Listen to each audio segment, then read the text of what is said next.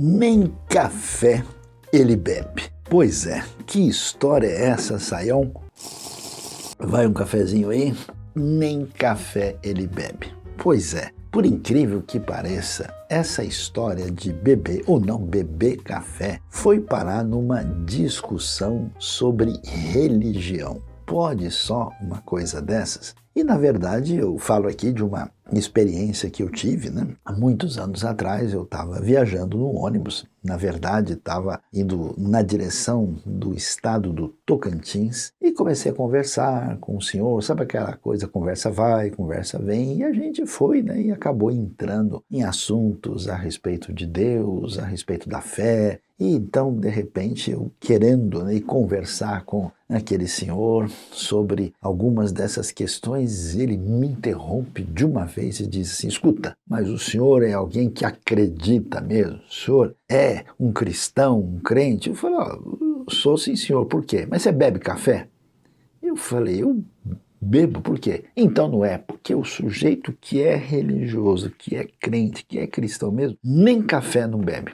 Aí eu falei: mas não é possível, de onde é que o meu amigo tirou essa ideia de que se alguém tem uma espiritualidade verdadeira, uma convicção de fé real, que essa pessoa nem pode beber um cafezinho assim de manhã assim para acordar, porque isso seria considerado um grande problema. Quando a gente olha esse tipo de coisa, a gente descobre que aquilo que é tão bonito, que tem a ver com a experiência que a gente chama, né, com a realidade do sagrado, a experiência de fé, aquilo que tem a ver com essa questão de encontrar a realidade do evangelho, aparece na vida da pessoa, de repente alguns outros elementos vão surgindo e começam a tomar lugar, dando origem a uma série de preceitos, ideias, sugestões práticas e até certas exigências que parecem não fazer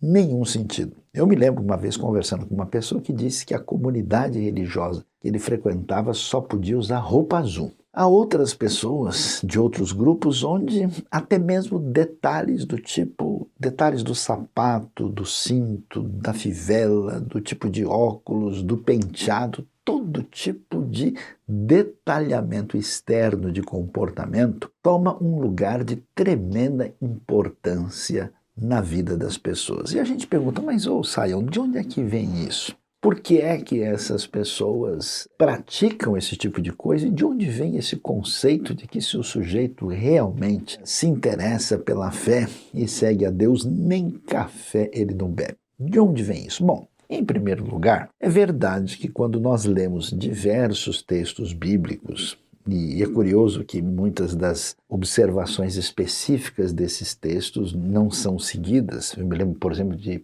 1 Timóteo fala, por exemplo, que 1 Timóteo, 1 Pedro tem regulamentações sobre a questão de como as mulheres se vestiam nos tempos do Novo Testamento. O texto vai dizer que elas não deveriam usar tranças. E aí eu nunca vi nenhuma comunidade preocupada com tranças. E aí por que que essas coisas aparecem assim e o que elas significam? Na verdade, a leitura de uma série de textos sem entendimento da razão por que aquela orientação é dada, qual é o significado daquilo naquele contexto, levando a gente a simplesmente pegar aquela orientação e trazer dentro da nossa realidade hoje, pode causar uma série de compreensões equivocadas da Bíblia. Nós temos uma série de instruções bíblicas do tipo que tem que saudar todo mundo com um beijo santo, do tipo que a gente tem que lavar os pés uns dos outros, do tipo que quem segue Jesus e não quer pecar mais tem que cortar a mão e arrancar o olho. Uma série de elementos assim que você só pode compreender o que aquilo quis dizer quando você entende o ambiente, o contexto, a cultura e a realidade da época para entender o que aquilo queria dizer. Então, nesse sentido, uma boa parte dessas orientações tem o que a gente chama de uma regulamentação. E por trás dessa regulamentação existe um princípio. E esse princípio tem validade permanente, mas aquela regulamentação não tem o mesmo sentido de época para época e não tem o mesmo sentido de um determinado lugar para outro, até porque as coisas têm significado social e cultural. Quando a gente entende isso, a gente fala, opa, então, próxima vez, quando tiver algo assim na Escritura, eu preciso prestar atenção para entender bem o que está acontecendo. Mas vamos falar a verdade aqui. Grande parte dessas pessoas de expressão religiosa, inclusive de outros grupos que nem fazem parte da minha experiência e convivência, eu tenho que admitir que elas são muito sinceras, que elas são muito honestas e dedicadas, e elas têm, vamos dizer, em última instância, uma boa intenção. O que elas querem? Olha, eu quero viver a vida de um jeito que eu acho que é o jeito mais certo possível. E eu gostaria de viver assim porque eu entendo que isso parece ser uma solicitação que vem da parte de Deus, e para que eu não faça qualquer coisa equivocada, eu prefiro agir dessa maneira. E há outras pessoas que até dizem o seguinte, olha, se eu ficar vivendo num ambiente onde eu tomar qualquer atitude que venha abrir espaço para um caminho problemático, então eu prefiro radicalizar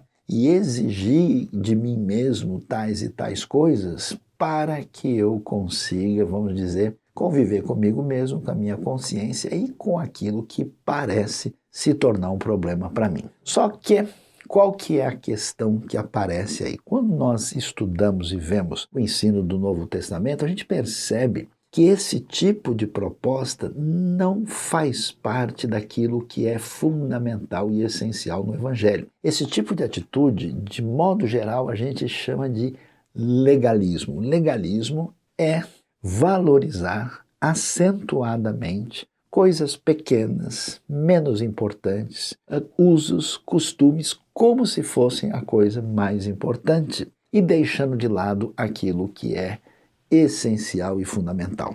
Nós vamos ver que essa proposta legalista ela é considerada, inclusive, um problema nos evangelhos. Paulo, por exemplo, argumenta fortemente contra a atitude dos Gálatas de caminharem nessa direção. E é interessante a gente observar como 1 Coríntios 10, verso 31, por exemplo, vai dizer, olha, vocês têm que entender o seguinte, quer vocês estejam comendo, quer vocês estejam bebendo, façam todas as coisas para a glória de Deus. E o texto vai prosseguir dizendo, quando você fizer qualquer coisa que você de fato percebe que está prejudicando as outras pessoas, você não deve fazer isso. Então, como é que a gente deve lidar com a nossa vida? A gente deve ser diferente? Sim, mas veja, ser diferente é uma coisa, ser esquisito é outra. Ter uma conduta marcada por ética, por bom comportamento, por uma atitude, vamos dizer, positiva e inspiradora é muito bom. Mas ter uma série de maneirismos que não faz nenhum sentido e colocar isso como se fosse uma exigência divina, certamente não chegará a lugar nenhum. Então a pessoa legislar sobre, sei lá, o tamanho do brinco que alguém usa, se o cabelo é penteado para frente ou para trás, se a cor da roupa é essa ou aquela, e uma série de detalhes, incluindo a bendita história do nem café ele bebe. Quer dizer que aquele indivíduo teve uma ideia e quanto mais séria e religiosa é essa pessoa, mais ela é cheia de restrições e de detalhamentos absolutamente desnecessários. O que a gente vai descobrir? É necessário compreender o que Deus quer dizer através das suas instruções.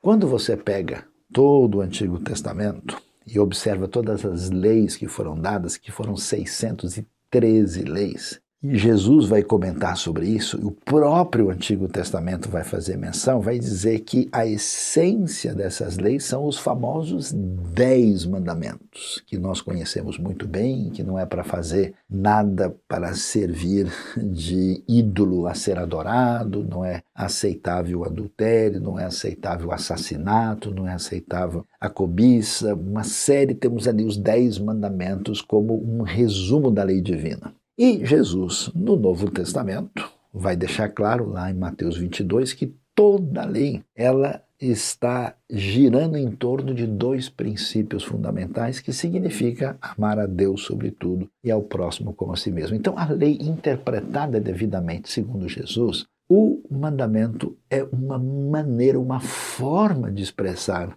amor a Deus ou ao próximo. Então, quando o mandamento ele é mera escravidão, quando ele é um detalhamento de uma coisa pouco relevante que não faz sentido nenhum, a gente deve perguntar, será que isso está em sintonia com a proposta do Evangelho? É tão interessante isso que quando a gente lê, por exemplo, aqui a carta aos Colossenses, quando o apóstolo Paulo está orientando também essa comunidade da fé que estava um pouco perdida e confusa. E ele então começa a trazer toda a informação necessária para eles, e ele vai dizer o seguinte, que o tanto de regras que estava presente num caminho meio legalista lá em Colossos, ele diz assim, olha, já que vocês morreram com Cristo, capítulo 2, verso 20, para os princípios elementares deste mundo, porque como se ainda pertencessem a ele, vocês se submetem a regras, como não manuseie, não prove, não toque.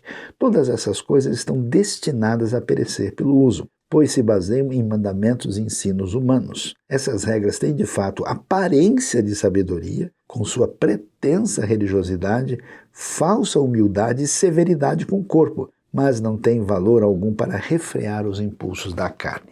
Então, quando alguém desenvolve uma série de maneirismos, uma série de exageros em coisas secundárias e transformando isso em elementos muito importantes da fé, essa pessoa precisa ler Colossenses 2, porque essas coisas não têm nenhum poder e capacidade de trazer nenhuma verdadeira espiritualidade na vida da pessoa. A gente sabe muito bem que no fundo, para quem quer fazer o mal diretamente, a lei não tem força nenhuma, a pessoa não se importa com ela. E para a pessoa que tem o direcionamento da vida voltado para aquilo que é a vontade de Deus, a lei, num certo sentido, é desnecessária, porque a pessoa tem um compromisso que é um compromisso de coração. Por isso eu vou dizer, olha, o legalismo, esses exageros, essas invenções humanas, essa criatividade dispensável, por incrível que pareça, apesar de parecer um negócio interessante e muito consagrado, é uma maneira de fugir do amor e da graça de Deus apresentada no Evangelho. Porque em vez da gente se preocupar com o que realmente é importante, com aquilo que envolve o amor a Deus, o amor ao próximo e aquilo que tem a ver com a essência do Evangelho, a gente começa a discutir se eu devo orar de pé ou orar sentado.